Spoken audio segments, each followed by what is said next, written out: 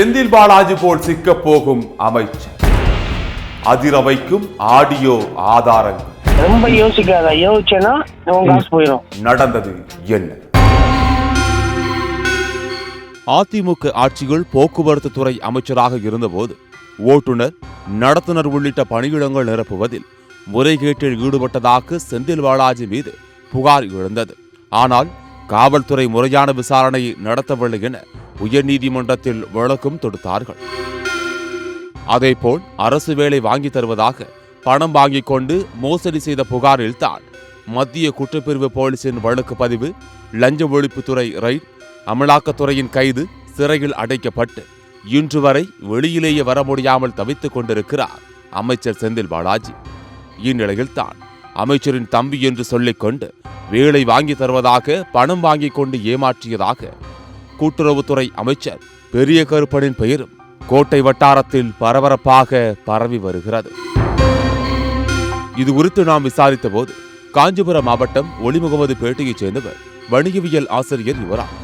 இவர் வேலை செய்யும் பள்ளியின் மூலம் அறிமுகமான நாராயணன் என்பவர் மூலம் சில வருடங்களுக்கு முன் அறிமுகமாக இருக்கிறார் ரவிக்குமார். அப்போதைய ஊரக வளர்ச்சித்துறை அமைச்சர் பெரிய கருப்பனின் தம்பி என்று தன்னை கெத்தாக அறிமுகப்படுத்திக் கொண்ட ரவிக்குமார் அரசு வேலைக்கு 3 லட்சம் ரூபாய் கேட்டுள்ளார். அறிமுகப்படுத்திய நாராயணனை சாட்சியாக வைத்துக் கொண்டு 2 லட்சம் ரூபாயை காஞ்சிபுரம் சங்கரமடத்தில் வைத்து கொடுத்திருக்கிறார் இவரார். ஆனால் சில நாட்களுக்கு பிறகு அந்த வேலைக்கு ஏகப்பட்ட பேர் அழுத்தம் கொடுக்கிறார்கள். இதைவிட அதிகமான தொகையை கொடுப்பதாகவும் சொல்கிறார்கள். இன்னும் 3 லட்சம் ரூபாய் கொடுத்தால்தான் உங்களுக்கு அந்த வேலையை வாங்கித்தர முடியும் என்று கூறியிருக்கிறார் அமைச்சரின் தம்பி என சொல்லிக்கொண்ட ரவிக்குமார். வேலை கிடைத்தால் போதும் என்கின்ற மனநிலையில் மனைவியின் நகையை எல்லாம் அடமானம் வைத்து மீண்டும் 3 லட்சம் ரூபாயை சென்னை வடசரவாக்கத்திற்கு சென்று ராம்குமாரிடம் கொடுத்துள்ளார் இவரால். ஆனால் ஆசையடங்காத ராம்குமார் இன்னும் 4 லட்சம் ரூபாய் கேட்டதால் ஜிபே, போன்பே மூலமாக அவருடைய எண்ணிற்கு அனுப்பி வைத்துள்ளார் இவரால். எப்ப கிடைக்கிற மாதிரி இருக்கும் சார் ஆர்டர்? நான் நாளை காலையில பேசுறேன், நீங்க எனக்கு கொஞ்சம் ரெடி பண்ணுங்க, நானும் காலையில பேசுறேன். சரிங்க சார். சரிங்க சார். 50 ரூபா மட்டும் பாத்துருங்க, ஒரு 7 மணிக்குள்ள. சரிங்க சார். ஏமாற்றுக்காரனின் ஆசைக்கு எல்லை உண்டா? பேராசையடங்காத ரவிக்குமார் இன்னும் 15 லட்சம் ரூபாய் கேட்டுள்ளார். பதறிப்போன யுவராஜ் இதற்கு மேல் தன்னால் பணம் கொடுக்க முடியாது என்றும், ஏற்கனவே வட்டிக்கு கடன் வாங்கித்தான் கொடுத்துள்ளேன் எனவும், தினமும் வட்டிக்கு பணம் கொடுத்தவர்கள் வந்து டார்ச்சர் செய்கிறார்கள், அதனால் வேலையே வேண்டாம், பணத்தையாவது திருப்பிக் கொடுங்கள் என்று கெஞ்ச ஆரம்பித்திருக்கிறார். வீட்டுல ப்ராப்ளமா இருக்கு சார். ஒவ்வொருத்தரும் ஒரு பக்கம் போயிட்டாங்க, குடும்பம் உடஞ்சி போச்சு, போயிட்டாங்க. அதனாலதான் சார் வேற கேட்டுக்கப்ப குடும்பங்கிறது அப்படிதான் வரும் போகும், சந்தோஷமே இல்லாம போயிருக்கு சார். அதனாலதான் சரி வந்ததுன்னா கடனை அடிச்சுட்டு மதியம் ஒய்ஃபை கூப்பிட்டு வந்து வாழலாம். நீ அதெல்லாம் நீ பேசணும் கேட்ட, நான் உனக்கு தப்பே சொல்லல. நான் நேத்து நீ ஒரு வார்த்தை விட்ட பாரு, நான் போயிட்டு நாராயண சாரை கூப்பிட்டு பெரிய ஆபீஸ்க்கு போறேன் போங்க நான் சொல்லிட்டேன். என்ன பண்ணுவீங்க?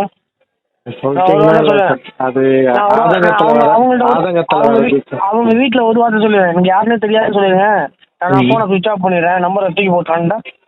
ஒரு சைட்ல இருந்து சர்க்கிள் எடுத்து யாரு போய் எங்க பேசினாலும் அவங்க எனக்கு தான் அடிப்பாங்க, எனக்கு தெரியாதுங்க, நான் போனை சுவிச் ஆஃப் பண்ணிடுறேங்க அப்படின்றேன். அதெல்லாம் வேணாம் சார், நீங்க கொஞ்சம் பார்த்து சீக்கிரம் உனக்காண்டி மட்டும் தான் போனை ஆன் பண்ணி வச்சிருக்கீங்க, தெரிஞ்சுக்க.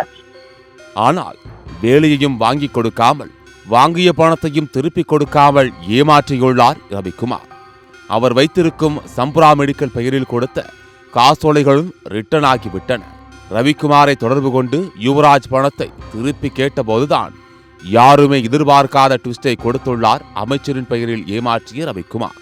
அதாவது ரவிக்குமாரை போனை எடுத்து அட்டன் செய்து ரவிக்குமாரின் வழக்கறிஞர் பேசுவதாகவும், ரவிக்குமாரை ஜெயிலிலேயே அடிச்சு போட்டதால் வெளியில் வந்து இறந்து விட்டதாகவும், அவருக்கு செய்ய வேண்டிய காரியமெல்லாம் செய்து முடித்து விட்டதாகவும் வழக்கறிஞர் என்கின்ற முறையில் அவர்களது குடும்பத்தினர் தன்னிடம் செல்போனை கொடுத்து வைத்திருப்பதாகவும் அசால்ட்டாக பொய்யை அவிழ்த்து விட்டிருக்கிறார். அவரு ரவி இல்லையா? ரவி செத்து போயிட்டாங்க. எப்போ? அது செத்து 6 மாசம். டெத் சர்டிஃபிகேட் அனுப்புங்க பாப்போம். டெத் சர்டிஃபிகேட் அனுப்புங்க பாப்போம். நீங்க யாரு முதல்ல? யோ டெத் சர்டிஃபிகேட் அனுப்பியா? நான் தான் ஏன் பணம் கொடுத்தவன், அந்த திருட்டு பையலுக்கு பணம் கொடுத்தவன் நான் தான். அவன் ஓட்ட கொடுத்து வச்சிருக்கானா? கேட்டதுக்கு கதை விட்டுக்கிட்டு இருக்கிறீங்க நீங்க. பணத்தை கொடுறானா, அதை விட்டு எதாவது பேசுறேன். மினிஸ்டர் பேர்லாம் சொல்லிட்டு இருக்க. இப்ப மினிஸ்டர் தம்பி தானே சொல்லிட்டு இருக்கிறேன். நீ நான் மினிஸ்டர் கிட்ட பேசுறேன், நீ அப்ப பாக்குறேன் நானு. அமைச்சரிடம் போய் முறையிடுவேன் என்று யுவராஜ் சொன்னதற்கு, அமைச்சரிடம் போய் சொன்னால் ரவிக்குமார் என்பது யார் என்றே தெரியாது என்று கூறிவிடுவார், அதனால் தன்னை ஒன்றுமே செய்ய முடியாது என்று மிரட்டுவதோடு, பிரபல ரவுடி படப்பைக்குமாருக்கு சொந்தக்காரர் தன்னை ஒன்றும் செய்ய முடியாது என்று மிரட்டி இருக்கிறார். நீங்க படப்பா குணான்னு தெரியுமா, கேள்விப்பட்டிருக்கீங்க? கேள்விப்பட்டிருக்கேன் சார். அவங்க அந்த படப்பா குணா சப்போர்ட், ஃபுல் சப்போர்ட் அவருக்கு. ரொம்ப யோசிக்காத, யோசிச்சேன்னா உன் காசு போயிடும். அவங்க ஐயருக்கு ஒரு மாற்றம் கிடையாது. எனக்கு தெரியாது பண்ட அவர் கை வச்சிருவாரு.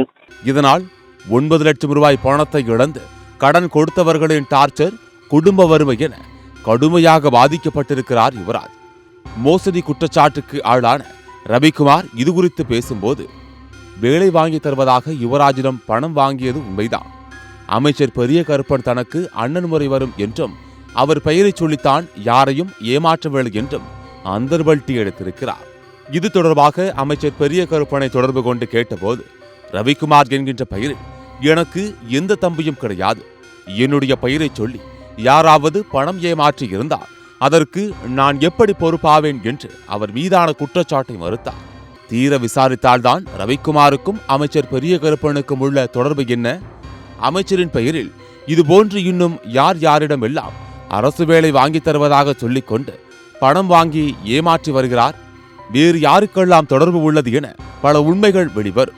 அப்படி வெளிவர ஆரம்பிக்கும் போதுதான் அமைச்சர் செந்தில் பாலாஜி போல அமைச்சர் பெரிய கருப்பனுக்கும் நெருக்கடி ஏற்படலாம் என்கிறார்கள் இது குறித்து விசாரிக்க ஆரம்பித்திருக்கும் உளவுத்துறை போலீசார்.